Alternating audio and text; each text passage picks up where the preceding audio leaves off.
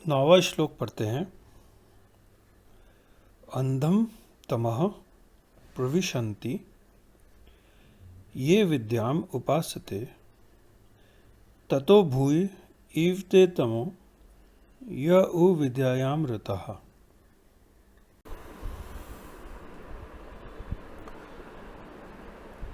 ये उन श्लोकों में से है जिसका बहुत जगह अक्सर उदाहरण दिया जाता है। इसमें जो कहा गया है कि अंधम तमः परिविशन्ति ये अविद्या उपासते मीन्स जो अविद्या की उपासना करते हैं वो अंधकार में तम में प्रवेश करते हैं। और इसके आगे ये कहा गया है कि जो विद्या की उपासना करते हैं वो उससे भी अधिक, उससे भी गहरे तम में प्रवेश करते हैं। यहाँ पर जो बात कही गई है कि अविद्या की उपासना करने वाला अंधकार में तम में जाता है, ये तो एक तरीके से सब मानते हैं, सबको इस चीज़ का आभास है, एग्री करते हैं कि जो मूर्ख है, जिसको कुछ नहीं पता, वो तम में जीता है, अंधकार में जीता है। उसको जब कुछ पता ही नहीं, कुछ दिख ही नहीं रहा एक तरीके से, तो वो अंधकार में जी रहा है। लेकिन जो विद्या की उपासना करते हैं वो और भी बड़े तम में और अंधकार में प्रवेश करते हैं। ये कैसे समझें? बल्कि हमेशा ये समझाया जाता है, कहा जाता है कि खूब पढ़ो लिखो, खूब ज्ञान अर्जित करो। ज्ञान शब्द बहुत यूज़ होता है हमारे उसमें कि ज्ञान की प्राप्ति। और यहाँ पर कहा जा रहा है कि विद्या की उपासना करने से और भी बड़े अंधकार में, तमस में प्रवेश कर जाते हैं।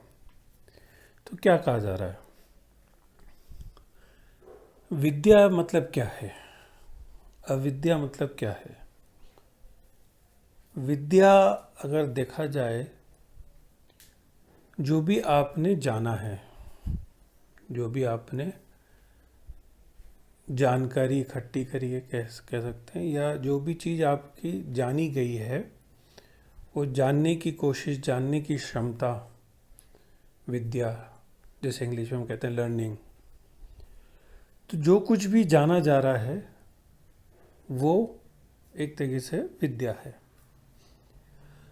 तो अविद्या जो कुछ नहीं जान रहा वो तो अंधकार में है ही, क्योंकि उसे कुछ पता ही नहीं, उसे किसी चीज़ का आभास भी नहीं है। तो उसे कुछ जानने की इच्छा भी नहीं है। वो मतलब अविद्या की ही उपासना कर रहा है, मतलब वो इसी चीज़ में खुश है कि मैं वो कुछ नहीं जानना, कुछ नहीं पता, मुझे कुछ जानने की ज़रूरत नहीं है और कोई फ़र्क नहीं पड़ता। कुछ बहुत सारी चीज़ें जान भी लो, कुछ समझ भी लो, तो उससे कुछ फ़र्क नहीं पड़ता।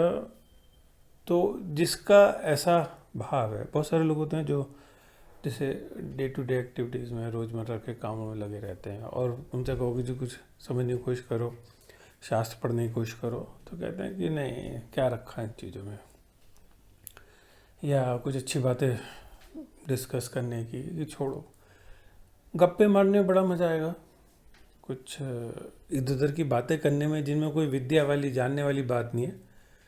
और बहुत बार जो थोड़ा बहुत जाना है उसी को गुनते रहते हैं, मनन करते रहते हैं, उसी को बार बार सुनाते रहेंगे एक दूसरे को, उसी के चुटकुले कहानियाँ बनती रहती हैं। वही सुनी सुनाई बात आपने सुना दी, उससे आगे कुछ जानने की इच्छा नहीं है। तो जो उपासना, मतलब जो उपासना का एक्चुअली शाब्दिक अर्थ अगर समझें तो जो पास में बैठता है उसी से आपका वो भी निकलता है कि उपवास, जो पास में बैठा हुआ, इससे उपासना एक तरीके से जो पास में आसन लेके बैठ गया, आसन में है, उसके पास में ही आसन है, तो मतलब उसका आसन, जो उसका जो स्थिति है, जो उसके बैठने का, जो होने का तरीका है, वो ऐसा है जिसमें कि कुछ जानना नहीं है, अब कुछ और नहीं समझना, कुछ और नहीं जानना। तो एक तरह से खुश है, वो उसको ज़रूरत नहीं है जानने की। तो वो कहते हैं वो अंधकार में जी रहा है, क्योंकि उसे कुछ बहुत, जैसे अगर हम कहें ज्ञान नहीं पता, उसे ज्ञान नहीं है, उसे चीज़ों की समझ नहीं है गहरे में, तो ऐसे ही जिए जा रहा है। तो एक तरीके से वो अंधकार में जी रहा है, क्योंकि उसे जब पता ही नहीं है, तो अंधकार मतलब जिसमें कुछ दिख नहीं रहा, तभी तो अंधकार हुआ। तो अंधकार मतलब जिसमें वो कुछ दिख नहीं रहा, तो ऐसे जिए जा रहा है जो एक तरीके से दूर की दृष्टि नहीं है, वो दृष्टि नहीं है जिसमें बहुत अच्छे से साफ और दूर तक का दिखे और आप उसे आपसे जी पाओ। तो वो तो अंधकार में है ही। अब बड़ी मज़ेदार बात यह है कि जो विद्या की उपासना कर रहा है, यानी विद्या के पास में स्थित है, या जो विद्या ऐसी स्थिति है उसकी जो विद्या को मानता है, विद्या फिर वही जानने की कोशिश है, समझने की कोशिश है, वो और भी बड़े अंधकार में, और भी बड़े तम में है। तो जैसे हमने पिछले श्लोकों में समझा था कि जो कुछ भी मैं जानता हूँ या जो कुछ भी मैं जानने की कोशिश कर रहा हूँ वो लिमिटेड है, वो सीमित है, वो मेरे द्वारा, मैं के द्वारा जाना जा रहा है। तो उस जानने से परमात्मा को नहीं पाया जा सकता। क्यों? क्योंकि उस जानने से अहंकार और पक्का हो रहा है। अब ये अहंकार है कि मुझे कुछ पता है, मैं कुछ जान रहा हूँ, आई नो। तो ये जो भाव है ये और बड़े अंधकार में, क्योंकि वो वैसे तो सांसारिक रूप से जान पा रहा है, बहुत सारी चीज़ें उसने इकट्ठी कर ली, शास्त्रों को पढ़ के बहुत बार लोग शास्त्रों में निपुण हो जाते हैं, खूब ज्ञान की बातें, सुनी सुनाई बातें पढ़ के बताने भी लगते हैं। तो वो जो समझ है, वो जो ज्ञान है, वो ज्ञान नहीं कहूँगा अभी मैं उसको, मैं कहूँगा एक तरीके से विद्या जो है, वो जो जाना है, वो कहीं ना कहीं अभी और भी बड़े अंधकार में तम में ले जाएगा। क्यों? क्योंकि ये जो बिलीफ, ये जो विश्वास, ये जो मानना है कि मेरे को पता है, मैं जान गया हूँ, यही सबसे बड़ा रुकावट है। जिसे नहीं पता, एक बार को कभी कभार उसको जानने की इच्छा फिर जागृत हो सकती है, और वो एक बिल्कुल जैसे इनोसेंट बच्चे की तरह से, जिसे जिज्ञासा है कुछ जानने की, तो जिसके अंदर नहीं है जानने की इच्छा, वो कभी जागृत हो जाए तो बिल्कुल फ्रेश, बिल्कुल ताज़ा नए तरीके से जानने की कोशिश करेगा, बिना किसी कहना चाहिए पुरानी कोई उसके ऊपर दिमाग में कोई पहले से ही परसीव्ड नोशन नहीं है, पहले से ही कुछ अभी पहले से मानी हुई चीज़ें नहीं है, तो बिल्कुल नए तरीके से पता लगाने की कोशिश करेगा।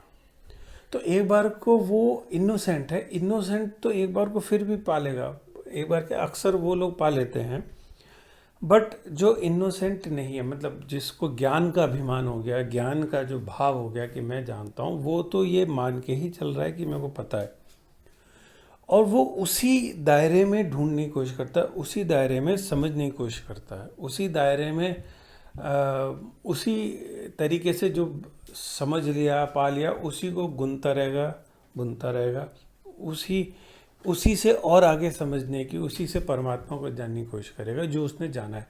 और जो कुछ भी जाना है, लेकिन वो क्योंकि सीमित है, तो सीमित से कभी भी असीमित को नहीं जाना जा सकता। यहाँ पर साधक के लिए बड़ा महत्वपूर्ण बात कही गई है साधक के लिए, कि किसी एक तरफ झुकाव होना किसी भी चीज़ में वो रुकावट है। किसी एक चीज़ की पकड़ होना, एक तरीके से एक स्थिति होना जिसमें कि आप एक चीज़ पर अटक गए, रुक गए, वो रुकावट है, वो परमात्मा को जानने में, पाने में रुकावट है। तो जो आप नहीं जानते हो वो भी एक तरीके से रुकावट है, जो कुछ ना जानने की टेंडेंसी, इच्छाएं या वृत्ति होना, और जानने की वृत्ति होना ये भी रुकावट है।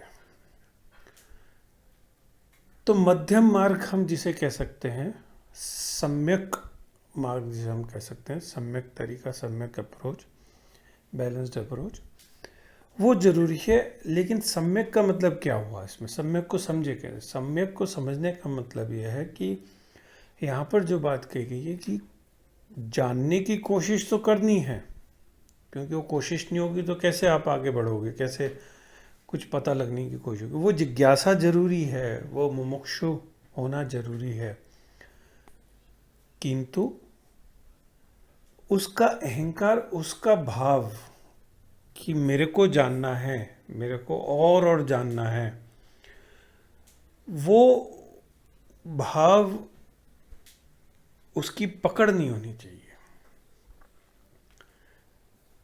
अक्सर वरना एक तरीके का सर्कल बन जाता है, वर्तुल हो जाता है, नशा हो जाता है कि और जानना है, और दिमाग में और जानने की लगातार इच्छा होने लगती है। बहुत बार लोग और दूसरी तरह की चीज़ें जानने में लग जाते हैं, जिसे हम कहते हैं एसोटेरिक चीज़ें, या कि जो सिद्धियों वाली बात है कि कैसे हम दूर से ही बातें कर लें, कैसे कुछ कि शरीर से बाहर आ जाएं, या कुछ भी रोशनी दिख जाए, या कुछ भी इस टाइप की जो चमत्कारिक चीज़ें हैं उस तरफ मुड़ जाते हैं ऐसे में, क्योंकि वो जानने की, कुछ और नया जानना, कुछ और नया जानना। तो वो जो अंदर जो वृत्ति है, टेंडेंसी है जानने की, उसको, उस पर ध्यान रखना है कि वो वृत्ति से फ्री रहना है, लेकिन फिर भी ओपन है, खुले हुए हैं जानने के लिए। ये अंदर जिज्ञासा है, मुमुक्षु भाव है, लेकिन पकड़ नहीं है। तो इसमें जो बात बताई जा रही है वो साधक को अपने अंदर उस टेंडेंसी, उस वृत्ति को पकड़ना है। ये जो जानने की जो वृत्ति है, ये भी मनुष्य की स्वाभाविक वृत्ति है। इसी वजह से मनुष्य नई नई चीज़ सीखता है, नई नई चीज़ें बनाता है, पढ़ता है, लिखता है, क्यों ना। तो ये संसार में बहुत काम किए, बहुत हेल्पफुल है। अगर संसार में आपको तरक्की करनी है, सक्सेस पानी है, तो ये बहुत हेल्पफुल है। लेकिन परमात्मा को जानने में ये एक तरीके से कम उस तरफ अगर हम ज्ञान की दृष्टि रखने की कोशिश कर रहे हैं, तो जानने की कोशिश कर रहे हैं, तो उसमें ये भाव, जिसे हम कह सकते हैं आध्यात्मिक ज्ञान के बारे में ये भाव कि पकड़ लूँ मैं और जान लूँ, अब वो मेरा हो गया ज्ञान, ये इस भाव से थोड़ा बचना है। इसको पकड़ना अपने अंदर की मेरे अंदर टेंडेंसी, और ये वृत्ति होती है, बड़ी स्ट्रांग वृत्ति होती है कि चीज़ों को और जान लो, अच्छे से जान लो। और ये एक बहुत बड़ी रुकावट है। क्यों? और इसीलिए इसे और भी बड़ा अंधकार कहा गया है। बहुत बड़ी रुकावट है, क्योंकि वो जब तक दिमाग से संतुष्ट नहीं आता कई बार आदमी, तो वो मानने को तैयार नहीं होता। उसको हर चीज़ दिमाग की कसौटी पे कसना है, उस पे परखना है, तब वो उसको स्वीकार करता है। और जो परमात्मा को दिमाग की कसौटी पे कसना, परखना, वो नहीं हो सकता, क्योंकि दिमाग सीमित है, परमात्मा असीमित है। उसके कुछ एस्पेक्ट्स, कुछ दर्शन आपको एक तरीके से कह सकते हैं, वो आपको दिमाग से कुछ हद तक समझ में आ सकते हैं, लेकिन उससे बियॉन्ड अगर जाना है तो एक लिमिट तक आप समझ सकते हो, लेकिन उससे बियॉन्ड जाना है तो फिर आपको इसको छोड़ना पड़ेगा, इस वृत्ति को छोड़ना पड़ेगा, इससे ऊपर उठना पड़ेगा। इसका कहना चाहिए एक पॉइंट तक आप कोशिश करते हो, और फिर उस पॉइंट के बाद आपको लेट गो, छोड़ना होगा, समर्पण करना होगा कि अब मैं नहीं हूँ, जो कुछ है वही है, वही जान रहा है, मैं जानने वाला नहीं हूँ। तो ये जो मैं का भाव है, ये छूटना जरूरी है। इसमें एक चीज़ और ध्यान देने वाली बात है, ध्यान रखने वाली बात है साधक के लिए, कि अक्सर जो है इस श्लोक का बहाना लेके लोग कहते हैं अब पढ़ने की ज़रूरत नहीं है, अध्ययन करने की ज़रूरत नहीं है शास्त्र को, और कुछ जानने की ज़रूरत नहीं है, हम जैसे हैं वैसे ही मिल जाएगा परमात्मा, वैसे ही दर्शन मिल सकता है, ऐसा नहीं कि नहीं मिल सकता, वो उसकी इच्छा है, उसकी कृपा हो तो मिल भी सकता है। लेकिन सिर्फ मान लेने से नहीं मिलता, कि किसी श्लोक के बहाने या किसी ने कह दिया कि अब पढ़ने की ज़रूरत नहीं है, उस बहाने से आप छोड़ दो